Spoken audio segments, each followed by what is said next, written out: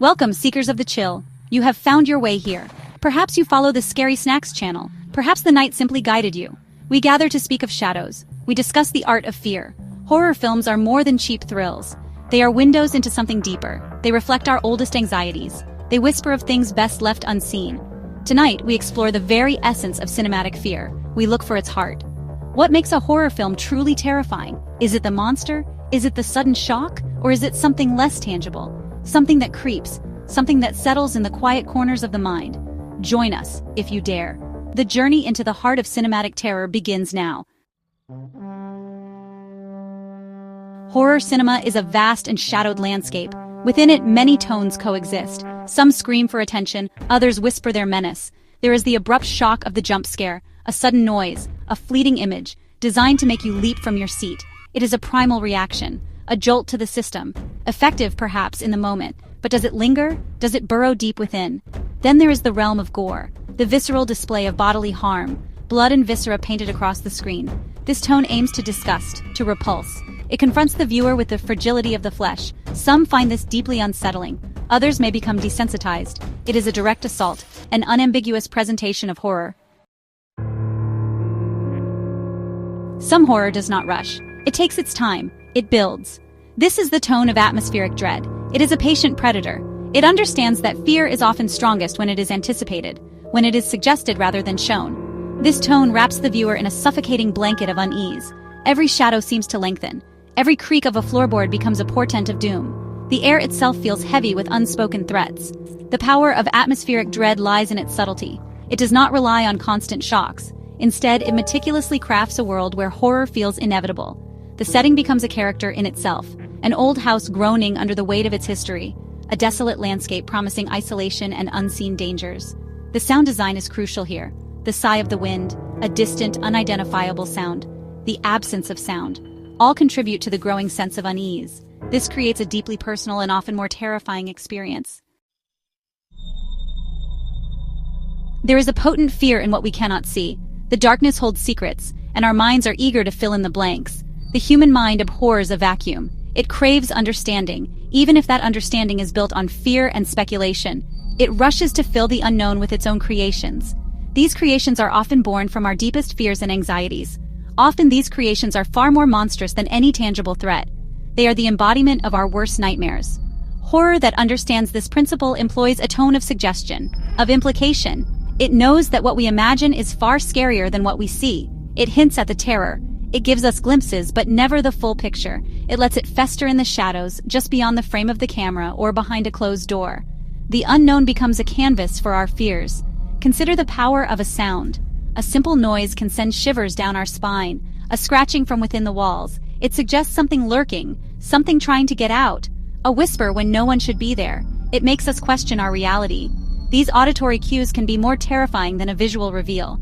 They play on our primal fears. Our senses strain to understand. We become hyper-aware, every sound amplified. Our imagination runs wild with possibilities.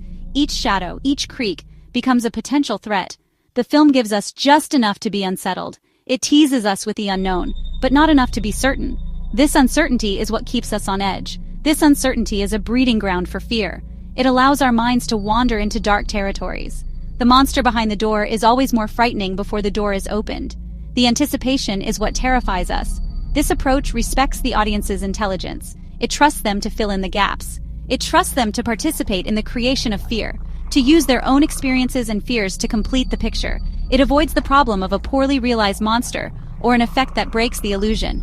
The unseen horror is infinitely adaptable. The unseen horror is infinitely adaptable. It can be anything and everything. It morphs to fit each viewer's personal anxieties. The terror is tailored. It is unique to each individual, making it all the more effective. Section 5. Echoes of the Mind, the Power of Psychological Horror. The most unsettling horrors often reside not in the external world, but within the labyrinth of the human mind. These are the fears that creep up on us in the dead of night, the anxieties that gnaw at our sanity. Psychological horror delves into this treacherous terrain, exploring the darkest corners of our psyche. Its tone is one of creeping doubt, of fractured reality. It blurs the line between what is real and what is imagined. It questions the sanity of its characters, and by extension, our own. We are left to wonder if we can trust our own perceptions.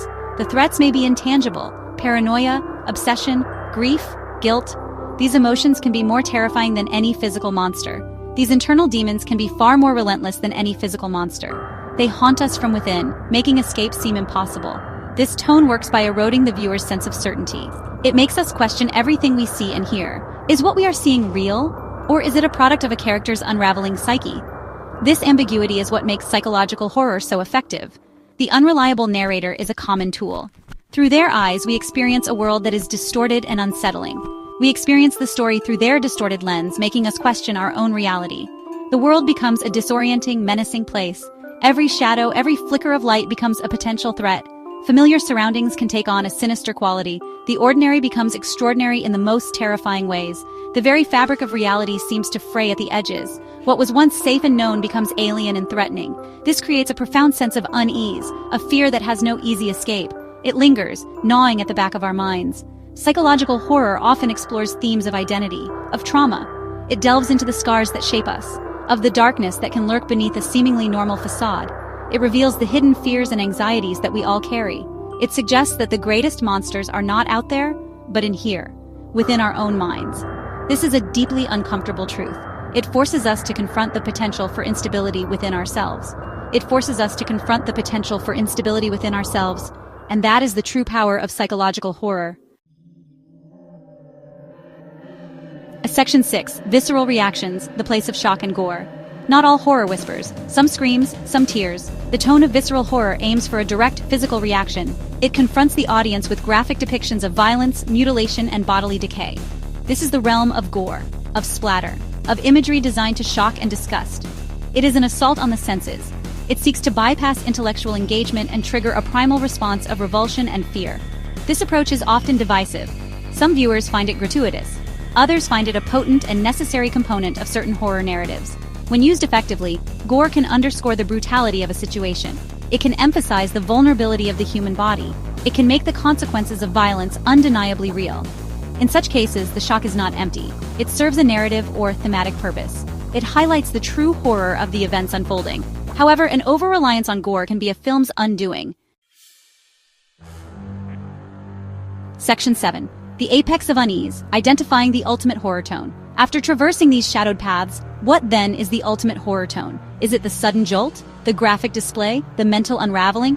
Perhaps the truest, most potent horror does not reside in a single, isolated tone. Perhaps it is found in a masterful blend, a symphony of unease. However, if one must choose the core, the heart of enduring terror, it lies in sustained, atmospheric, psychological dread. This is the fear that truly takes root. This ultimate tone is not reliant on constant jump scares. Those are fleeting. It does not depend solely on gore. That can numb. Instead, it cultivates a pervasive sense of wrongness, a quiet, creeping terror that builds relentlessly. It is the feeling that something terrible is always about to happen, that the world itself is subtly tilted off its axis. This tone plays on our deepest anxieties, our fear of the unknown, our fear of losing control, our fear of what lies hidden. It is a horror that whispers rather than shouts. It allows the audience's imagination to become its most powerful accomplice. Section 8. Masterpieces of mood films that perfected the tone. Certain films stand as monuments to this ultimate horror tone. They are masterclasses in sustained psychological dread. Consider from 1963, it rarely shows its hand. The terror is in the unseen, in the oppressive atmosphere of Hill House, in the subtle sounds, in the psychological disintegration of its characters. The house itself breathes with a malevolent presence. The fear is palpable, built almost entirely on suggestion and masterful sound design. Then there is. Stanley Kubrick meticulously crafted a sense of escalating madness and isolation. The Overlook Hotel is a vast, empty, yet claustrophobic space. The horror builds slowly, through unsettling imagery, through Jack Torrance's descent, through the psychic visions of Danny. It is a film that gets under your skin. It creates a pervasive unease that is difficult to articulate but impossible to ignore. The terror is as much about the fracturing mind as it is about supernatural forces. Section 9. The lingering shadow. Why this tone haunts us. Why does this particular blend of atmospheric and psychological dread hold such power? What is it about this tone that grips us so tightly and refuses to let go? Why does it haunt us so effectively, lingering in our minds long after the initial scare has passed?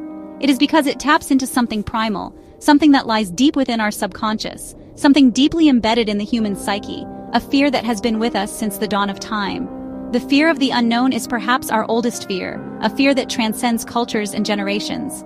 The fear of what we cannot see, cannot understand, cannot control. It is a fear that is both universal and deeply personal. This tone makes the unknown its central character, allowing it to take on a life of its own. It allows our own minds to populate the shadows with our worst imaginings, making the fear all the more potent. Furthermore, psychological dread implicates us in the horror. It suggests that the monsters may not be external. They may be reflections of our own anxieties, our own frailties, our own potential for darkness. This is a far more disturbing prospect than any creature from myth or legend. It means that the horror is not something we can simply run away from. This is a far more disturbing prospect than any creature from myth or legend. It means there is no true escape. The horror is portable. It can follow us anywhere because, in part, it originates within us. It is a part of us. This creates a resonance that superficial scares can never achieve. It lingers, it festers, it grows. This carefully crafted unease also respects the viewer, treating them as an active participant in the experience. It does not treat them as a passive recipient of shocks, but as someone whose intellect and emotions are engaged.